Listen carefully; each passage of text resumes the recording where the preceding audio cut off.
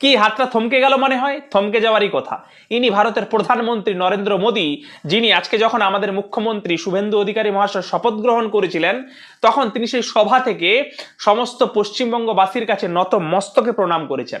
তিনি এই বাংলার মাটিকে মায়ের সমান মর্যাদা দিয়েছেন। আর কিছু পক্ষ এটা প্রমাণ করতে ব্যস্ত এবং মানুষের মাথায় এই বিষটা ঢুকিয়ে দিতে ব্যস্ত যে বিজেপি বাইরের রাজ্যের সংস্কৃতি ফলো করে, বাংলার সংস্কৃতি ফলো করে না। নরেন্দ্র মোদী বাংলার সংস্কৃতি ফলো করে না, বাইরের রাজ্যের সংস্কৃতি ফলো করে এবং এই বাংলার সংস্কৃতিকে নাকি ধুলোই মিশিয়ে দিতে চায়। কিন্তু আপনারা লক্ষ্য করে দেখলেন কি বা দেখেছেন কি, আজকে যখন তিনি এলেন, তিনি পশ্চিমবঙ্গবাসীর কাছে নত মস্তকে প্রণাম করলেন এবং তিনি যে সভাতে বারবার এসেছেন, আজকের যে সভা তার পেছনের যে থিমটা দেখেছেন, সেখানে মা দুর্গার ছবি ছিল, মায়ের মন্দিরের ছবি ছিল। যে দুর্গা পূজা আমাদের সংস্কৃতি, যে মা দুর্গা আমাদের প্রধান একটা সংস্কৃতির মধ্যে পড়ে, সেটা তিনি ফলো করলেন, তিনি বাইরের সংস্কৃতি ফলো করেননি। আর একটা কথা বলছি, আগের বারেও যখন প্রধানমন্ত্রী মার্চ মাসে এসেছিলেন, তখন তার যে সভাটা হয়েছিল সেটাও দক্ষিণেশ্বর মন্দিরের থিমের আদলে হয়েছিল, যেটা আমাদের মা কালী, আমাদের যে বাংলার সংস্কৃতি, আমাদের শক্তিপীঠ, সেটা তিনি ফলো করেছিলেন।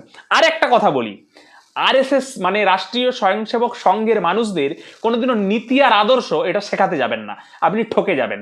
কারণ যারা এই ভারতকে মায়ের দরজা দিয়েছেন, মাতৃভূমি বলে সম্বোধন করেন, মায়ের পূজা করেন মা ভারতীর, তাদের কোনোদিনও নীতি আর আদর্শ শেখাতে যাবেন না। তারা ভারতবর্ষের প্রত্যেকটি মাটিকে নিজের মায়ের সমান মনে করেন।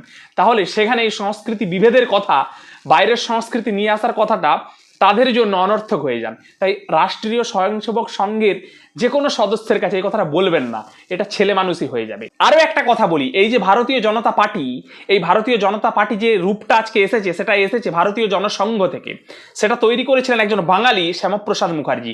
আর এই শ্যামাপ্রসাদ মুখার্জিকে রাষ্ট্রীয় স্বয়ংসেবক সংঘ আরএসএস কি আমাদের বিজেপি, ভারতীয় জনতা পার্টি, প্রত্যেকে দেবতা তুল্যভাবে তাদের পুজো করে, তাকে সম্মান করে।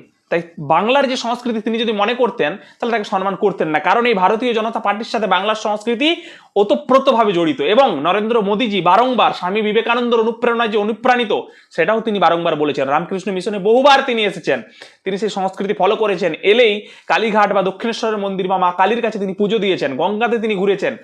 সেই গঙ্গা মানে গঙ্গোত্রী থেকে গঙ্গা সাগর পর্যন্ত তার হৃদয়ে আছে। তাই তাকে আপনি মাটি শেখাতে যাবেন না, সংস্কৃতি শেখাতে যাবেন না, এটা মনে রাখবেন বারবার। আরো একটা কথা বললাম, লাস্ট কথা, যে রাষ্ট্রীয় স্বয়ংসেবক সংঘের সদস্যকে কোনোদিনও নীতি আদর্শ সংস্কৃতি শেখাতে যাবেন না। কারণ এই কালচার, এই সংস্কৃতি, এই হিন্দুত্বের সংস্কৃতি, কারণ এটা ধর্মের থেকেও বড় জিনিস হলো সংস্কৃতি।